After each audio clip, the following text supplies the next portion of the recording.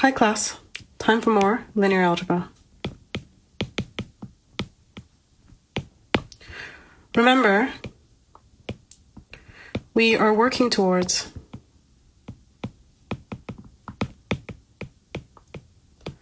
a fact that the determinant of A is equal to 0 if and only if A is singular.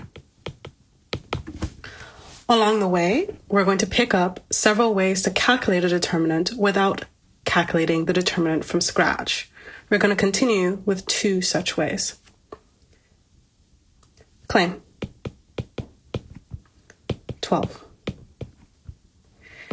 If a matrix A has a row or column consisting entirely of zeros,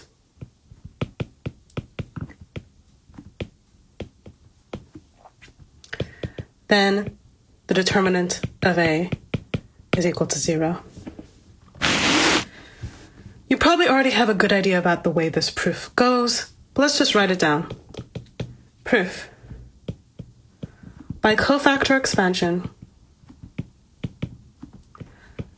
along the 0 row or column,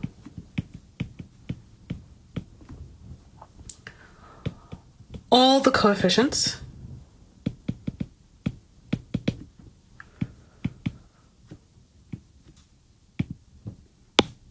in the expression for det A will be 0. Therefore, the determinant of A itself has to be equal to 0. QED. End of proof. This allows us to do a very quick example. Nothing too fancy here. Say we've got this matrix 2, 3, 1, 8, 1, 4, 0, 0, 0. Sure, we could calculate it. Sure, it wouldn't take much time. Or we could just say there is a row of zeros, therefore automatically the determinant of A is 0. Let's talk about something that's actually related, but is a little subtler. And it'll take a few lessons before we actually figure out how these two things are related. Claim 13. If A has two identical rows or columns, then the determinant of A is also 0. As with some of the earlier proofs, we're going to take a moment and look at the idea of this proof before we actually prove it. Here's the idea. We're not going to do it for both, so let's just assume we've got identical columns. So what does such a matrix look like? Well, there's going to be a column x1 through xn. Say this is in the ith column. It's going to be repeated somewhere, x1 through xn. Say this is the jth column. And then we're also going to have, perhaps if the matrix is big enough, something in between. Let's say the tth column. So let's be a little bit more specific here. A1t all the way down to ANT. This is going to be the tth column. I want you to notice something about the minors.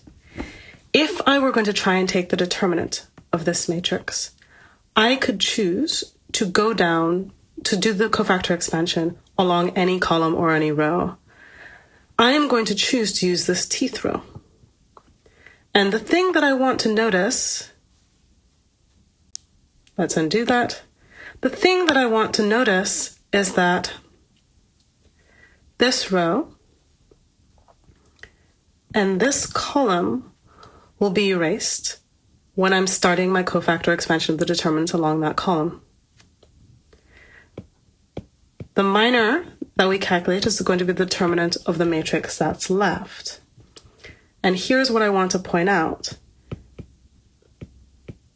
That matrix that's left also has identical columns.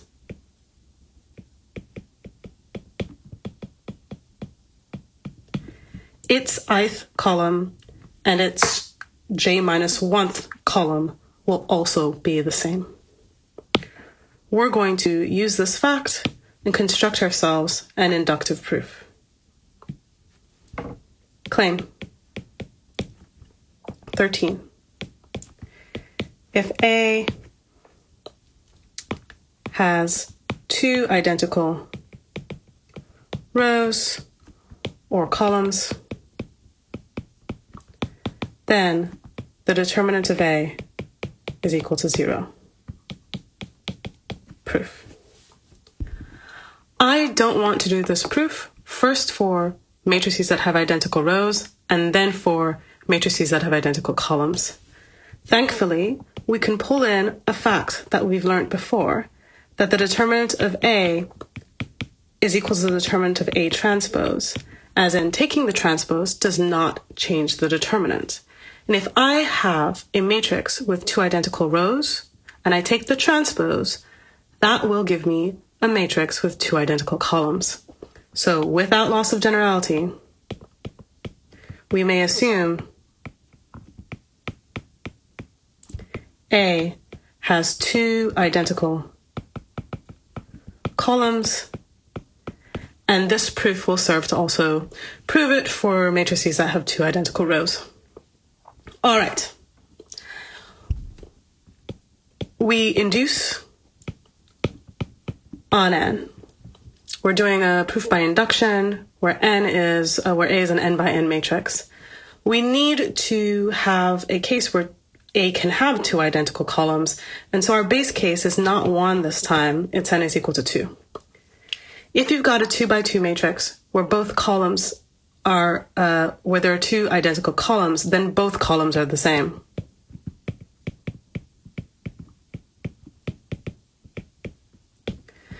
Say it looks something like this. And if I were to actually take the determinant of this, you'll notice that this is just going to be AB minus AB is equal to 0, so the determinant of A is 0.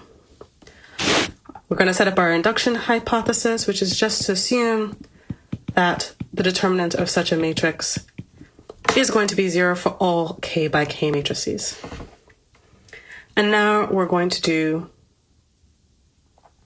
our induction step, which is for n is equal to k. We'll just turn the page for this. N is equal to k plus 1. My bad. All right. So since n is equal to 2 is our base case, k plus 1 is going to be greater than equal to 3. So we can say this.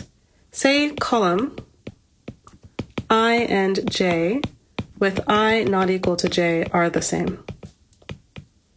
We're assuming that A has two identical columns. Since k plus 1 is greater than equal to 3, there has to exist a tth column with t not equal to I and t not equal to j. And we're going to do our cofactor expansion for the determinant of A along this tth column. What does this look like? Well, the determinant of A is a sum. In particular, it's this sum. So it's going to be A kt, we're doing it along the tth column, negative 1 k plus t times the determinant of m k plus t, kt, as k ranges from 1 to n. And then I'll just point out that, as usual, this mkt is going to be a k by k matrix.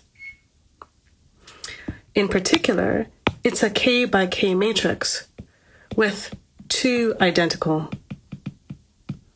columns, just like in the idea that we explored before.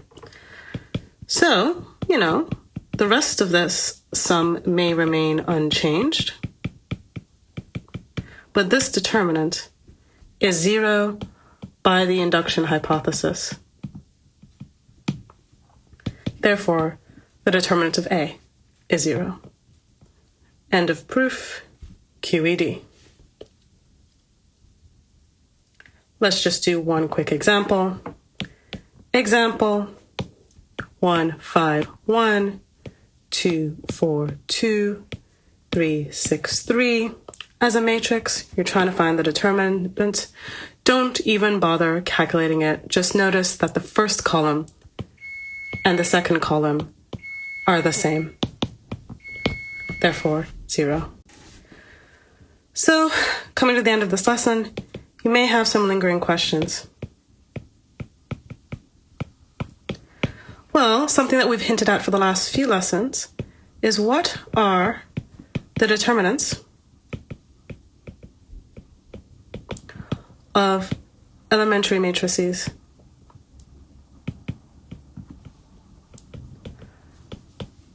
That we'll do next. And number 2, there's something that might be bothering you, that we've been doing a lot of algebra.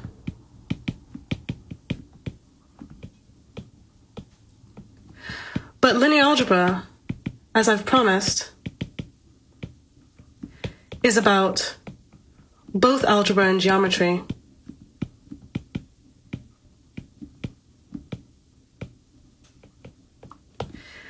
Is there a geometric interpretation for all these facts about determinants? All these claims we've been making?